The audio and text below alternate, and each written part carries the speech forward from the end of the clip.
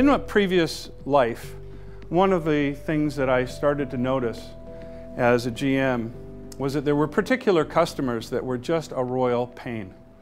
And in my book, my wife says, "Oh, I hate it when you quote your book," but I will in this case. 80% of your pain is coming from 20% of your customers. And you know the ones. They're the service suckers. They're the guys who are after you. You charge them the same price, but they're all over you for service. They're the cherry pickers. They want a price every time you turn around. They want discount. It goes on and on and on. I'm being a little liberal here by saying fire your demon customers, because you obviously don't go out and actively say, "You're out of here." I'll use an example from my past that I thought was an excellent approach to this, which was to go through a segmentation exercise. Now, there's all kinds of ways you can go about segmenting your customer base. Some are very sophisticated, cost to serve analyses, etc. I did it in an old version, which is just gold, silver, platinum, and using some you can very quickly, without a lot of financial detail, go through that segmentation and determine which are your strategic customers, which are the ones that are okay, and then that bottom half are the ones that you have to deal with. Now you can actively, what Cisco did, which is a food company, they went through and said, "Oh my God, this is unbelievable. We're charging everybody the same price. We're going to move to an a la carte menu, and we're going to go back to those 20%, and we're going to say, by the way, we can't afford you anymore. We're giving you a lot of these services, and frankly, you're not giving us the return. So we're going to give you the option. You can cease to be a customer, or you can pick from this a la carte menu, and we'll charge you for those additional services. You decide which is of value to you." The flip side to that is hugging your angels. There are those customers, and it is not necessarily just profit that you should look at this.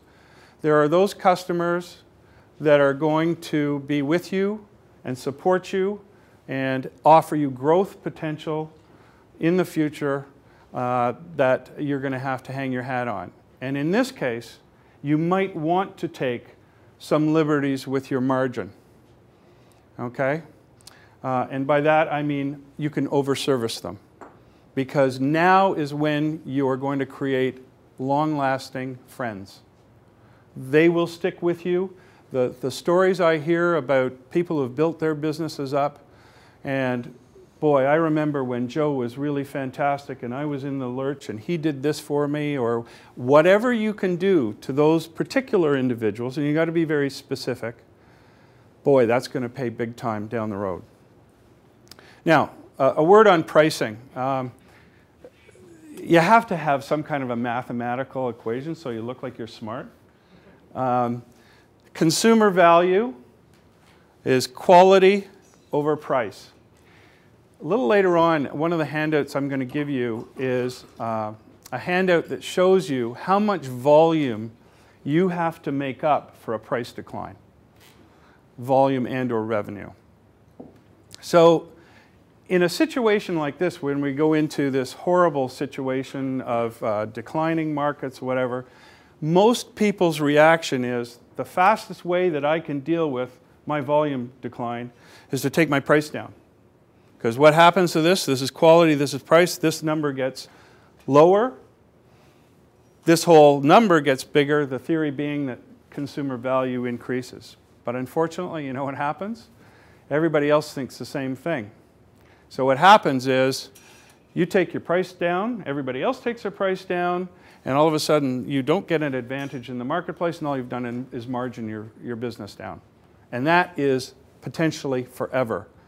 As you well know, it's a lot easier to price down than it is price up. So my preference is if you can increase the quality, that'd be service offerings, things that they're not expecting, and they don't have to cost a lot of money. It could be associations with other companies that you bring to the table. It could be innovating and looking at, on their behalf, innovating.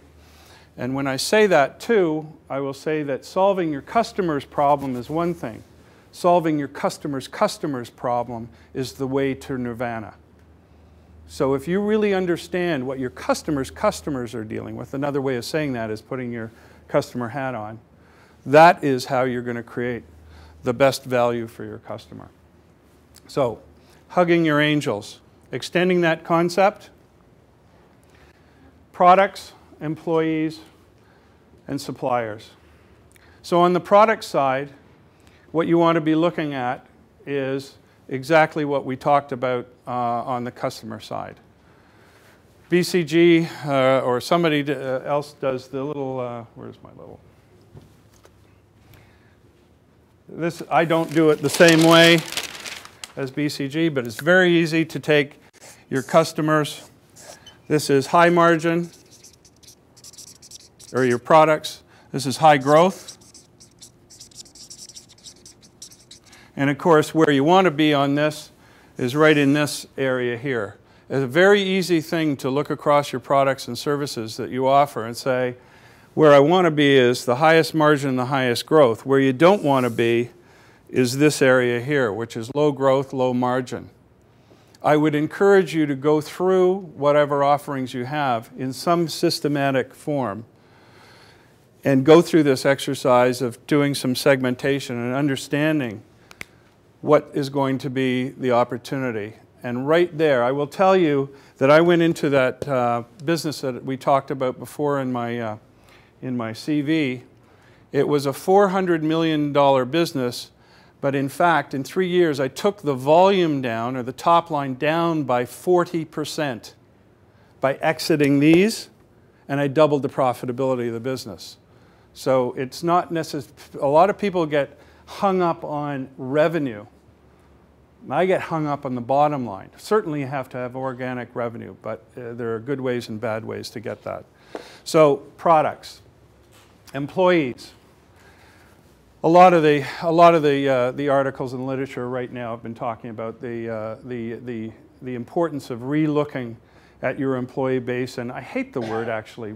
Human capital seems so antiseptic and yucky. You know, basically, if you look at your employee base, though, there's never been a better opportunity, unfortunately, to offload the problem children and spending money to bring on those people that are the stars. This is a once-in-a-lifetime opportunity to relook at your employee base and say, wow. The issue is that the other smart people are doing the same thing, so they could be looking at you. So your top employees, hug them. It means look at the compensation systems right now, the reward systems. It doesn't have to necessarily be money, but make sure that you go back to those people that you identify as stars and you want as long-term players, and hug them to death. It could be, you know, a movie, or it could be a slap on the back. And as a matter of fact, that has proven to be the most effective. Just recognition of the individual. On the other side, exit the non-performers. Now you need the worker bees. So, you know, you're not going to be able to do that with your total workforce. Same with suppliers, and I won't belabor the point. But the point is, as you go through a lot of these exercises, that way of looking at the top 20% and the bottom 20% will be instrumental in helping you move your business.